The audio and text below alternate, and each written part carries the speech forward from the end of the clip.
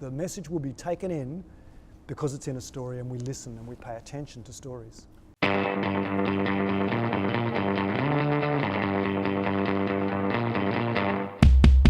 Welcome back to the Talking Sales series, and I've got Mike Adams again. Welcome, Mike.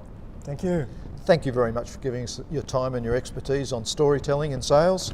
Mike's, for those that don't know, has written a book called The 7 Stories Every Salesperson Must Tell, and we've been talking about those, the reason why they're important and how to go about it. What we haven't really drilled down to much yet is the structure of a story. What is a story? Must have a good structure to be effective.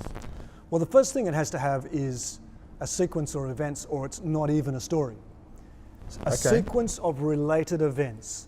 This happened, and because of that, this happened, and because of that, this happened.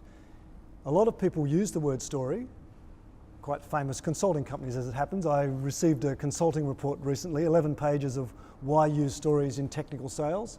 No story in the whole document, right? So the story word doesn't just mean unrelated facts. It means a sequence of events, because when you're telling a sequence with some surprise in it, your listener is trying to work out what's happening next and they're paying attention. So it must be a sequence of events. I mean, I see this on websites, the company page, who are we, or about us, or whatever, and it's all facts. It's, you know, we're established in this year, and we're now in 108 countries, and we've got so many people, and on and on the facts go. It's not a story, and it's boring, isn't it? They might say company story, and we were founded in 1985, but it's not. It's not a story. So that structure is really important. That's the first critical thing. I teach 2 structures. 6 of the 7 stories are a simple 4-part structure. Right. A setting, time and a place. When you say in 1996 when I was in England, everyone knows a story's coming, they relax, they pay attention. Critically important to start your story with a setting. And then a complication, something going wrong, some unpredictable thing happening, and then a resolution. We resolve that to make a business point. The whole thing is happening to a character, a person. We're interested in other people. So the character of your story and your personal story, it's you. In a client success story, they'll be the central character. Really important as them and not you as a successful sales guy. Exactly, yeah. So each of the 7 stories has a specific character and a specific purpose.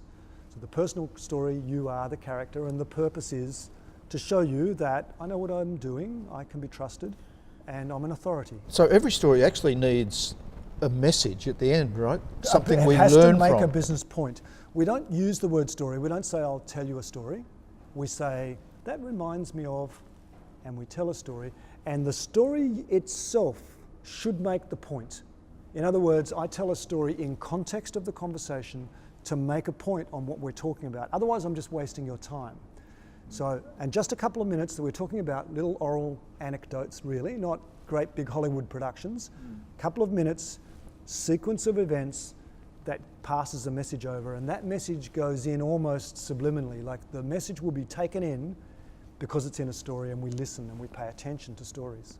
Okay, so the bottom line there is a story has to be a sequence of events. Must be a sequence of events. And it has to have a complication or a surprise or... It needs to be unpredictable. Unpredictable. Otherwise it's a boring story, and we don't listen to those. And when you start having a story with a complication that's unpredictable, the outcome, people do listen. They listen.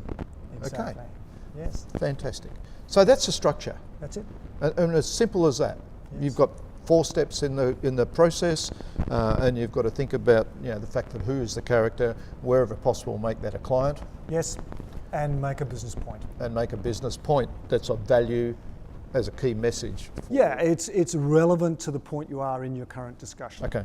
Yeah. To me, that sounds simple, but when I think about the fact that I've always pushed and coached salespeople on telling stories, I've actually never given them a tool about how to do it and how to structure the story and why that's important. So Mike, for me, that was really important. Hopefully it was for you out there too. Look forward to the next time we have a discussion. Again, Mike, thank you. Thanks. Until next time.